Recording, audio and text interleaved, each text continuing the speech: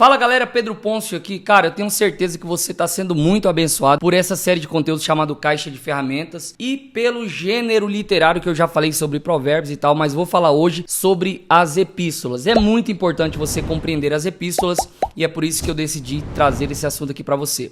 Se você tem mais sugestões, como algumas pessoas têm comentado, deixe o seu comentário aqui. Não se esqueça, aperta esse botãozinho abençoado aqui, se inscreve no meu canal e me ajuda a crescer essa plataforma aqui, tá bom? Vamos lá, porque hoje o conteúdo tá incrível. Olha só, sobre epístola, não tem muito que ficar fraseando, enfeitando, não. Epístola do grego é epistolê, um documento enviado para alguém com o objetivo de comunicar. O importante é que uma carta ela tem começo, tem meio e tem fim. É importante saber que dentro da estrutura de carta existe o remetente e existe o destinatário. Essa é a estrutura básica de uma carta, de uma epístola. Mas, se eu não sei a diferença entre carta e epístola, eu troco uma pela outra, eu vou te explicar de uma vez por todas, você nunca mais vai fazer confusão. Epístola é quando o apóstolo Paulo envia, por exemplo, para uma cidade ou para uma igreja. Carta é quando ele manda para uma pessoa.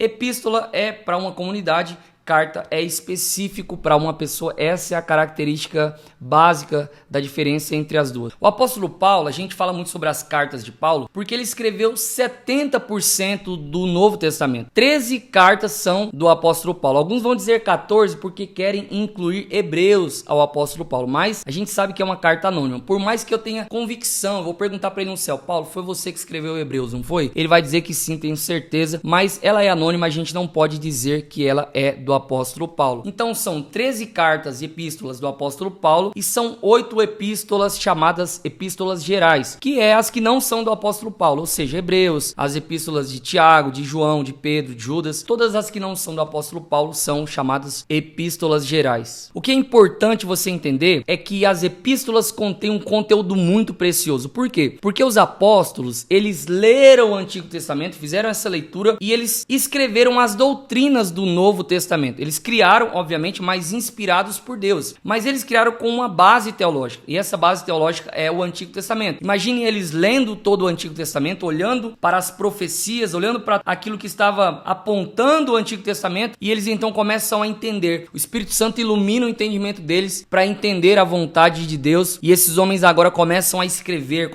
debaixo dessa iluminação, escrever aquilo que de fato é a vontade de Deus para nós hoje. As cartas do apóstolo Paulo, por exemplo, cara, são cartas muito ricas em conteúdo doutrinário. E quando digo doutrinário aqui, eu tô dizendo para você que é aquele conteúdo que vai mudar a sua vida. É aquele conteúdo que você tem que moldar a sua existência a partir dele. É aquele conteúdo que você tem que prestar atenção, porque isso vai fazer a diferença na tua fé. Ora, quando a Bíblia diz amai-vos uns aos outros, levai as cargas uns dos outros. Quando a Bíblia diz assim, ei, sabe o teu inimigo? Se ele tiver fome, dá de comer. Se ele tiver sede, dá de beber. Amai os que vos perseguem, não amaldiçoeis o que vos maldize. Quando a Bíblia está dizendo isso, ela não quer que você apenas leia como se fosse uma narrativa, não, é para você viver isso. Você não pode confundir material doutrinário com material histórico. História você lê e pega uma informação ali e assimila de forma intelectual. Conteúdo doutrinário você molda a sua vida. Você tem que parar diante desse texto, olhar para essa doutrina e perguntar para o texto: qual é a vontade de Deus para mim aqui? Como posso mudar a minha vida hoje? Como posso aplicar isso na minha empresa? Como posso aplicar isso na minha vida diária, no meu casamento, na minha família? O conteúdo doutrinário vem para transformar você. Então, ponto de atenção. Preste atenção quando você está lendo um conteúdo doutrinário. Cara, você precisa ler as doutrinas confrontando a si mesmo. Toda vez que eu olho para uma doutrina, eu sei que Deus ele tá me rebentando. Eu tô como um vaso na mão do oleiro e o oleiro tá me moldando, ele tá me amassando. Eu preciso ser moldado por esse livro. Isso aqui contém palavras de vida eterna. Eu preciso me deixar moldar por esse livro. E cara, quando você ler doutrina, a doutrina vai bater em você. Se você leu a doutrina e a doutrina não doeu, você leu errado. Você precisa ler de novo. Não, lê de novo. Você leu Gálatas. Fugir da prostituição, da imoralidade, porque o fruto da carne é isso, tama. Leu, não doeu? Leu errado. Você leu como conteúdo histórico. Você não pode pegar, porque o fruto do Espírito... Não, aquilo ali é para transformar você. Esse é o tipo de conteúdo que você não pode passar batido. Mas eu tenho que ler 10 capítulos hoje. Não interessa. Deixa essa palavra moldar você. Pega um caderno, anota. Eu tenho que fugir do quê? Da prostituição, da imoralidade sexual, da mentira, da cólera, da ira, da inveja, da porfia. Anote. Absorva essa mensagem, porque esse é o tipo de conteúdo que vai te arrebentar, vai te matar, mas vai te ressuscitar também, vai te arrebentar também e te dar vida nova. Porque a verdade é que se você pega um texto como Filipenses, cara, tende em vós o mesmo sentimento que houve também em Cristo, que mesmo sendo Deus, ele não teve por usurpação ser igual a Deus, mas ele esvaziou-se a si mesmo, ele se humilhou até a morte, morte de cruz, ele se tornou servo, semelhante ao... Cara, se isso aqui não transforma você, se você não cai prostrado, de joelho diante dessa verdade, o que é que vai mudar você? Aí quando você lê poema, quando você lê salmo, quando você lê provérbio, você chora. Aí quando você lê esse texto, você não se quebranta diante de Deus.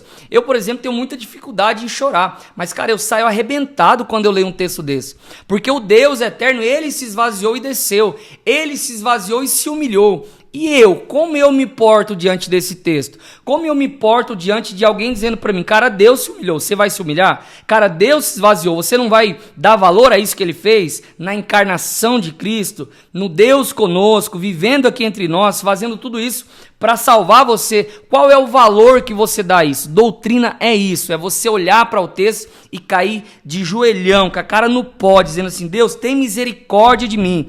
Batendo no peito assim, dizendo...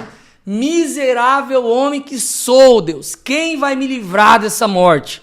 E aí vem a boa mensagem em Romanos 8 dizendo, ei, o Espírito Santo, é o Espírito Santo, a lei superior, o Espírito da lei de vida te livra do poder do pecado. Doutrina é para isso, é para você viajar, para você se quebrantar, para você deixar a palavra transformar a sua vida. Então vai um conselho aqui, estude sistematicamente as doutrinas da fé cristã. A tua vida, a tua história, tudo que você faz é baseado nisso aqui. Então esse é o tipo de conteúdo que você tem que investir tempo. Sistematize, pegue um assunto, justificação, pegue todas as referências sobre justificação no Antigo e no Novo Testamento, cruze as referências do mesmo assunto, sistematize, organize, rabisque, rascunhe, escreva, molde isso, pega esse conteúdo, aplica na sua vida e seja uma nova criatura. E quando você estiver cruzando as referências, você vai perceber que a Bíblia é harmônica. Tudo que os apóstolos disseram porque Jesus também disse. E Jesus disse porque os apóstolos disseram e porque quando você estiver cruzando as referências, você vai perceber o seguinte, a Bíblia é harmônica. Se os apóstolos estão dizendo é porque Jesus já disse.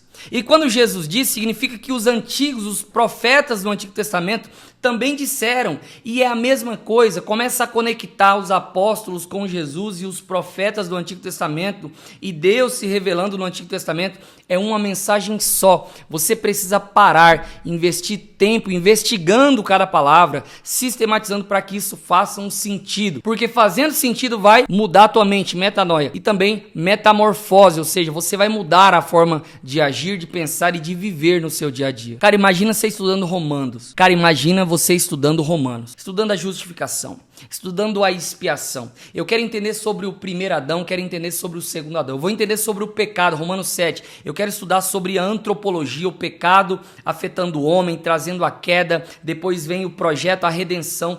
Essas informações, essas doutrinas, elas são muito ricas.